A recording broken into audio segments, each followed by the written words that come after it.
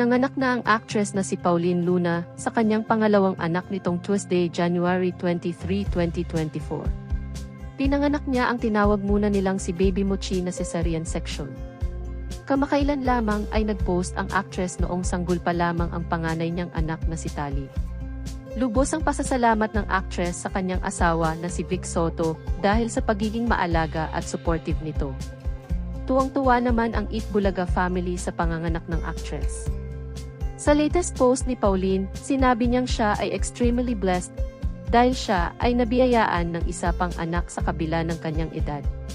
Tiniyak naman ng actress na ito na ang kanyang huling pagbubuntis at ayon sa kanyang latest post ay ayon na rin ang kanyang huling post na siya ay nagdadalang tao.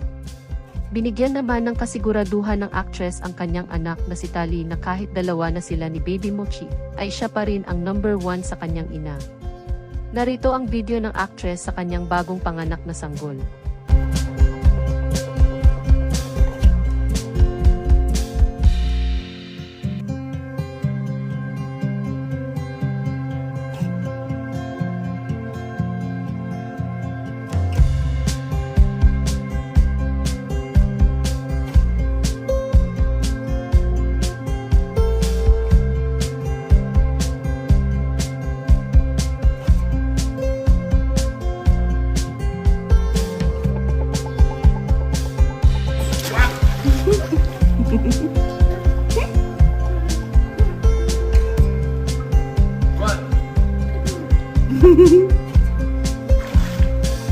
Just one.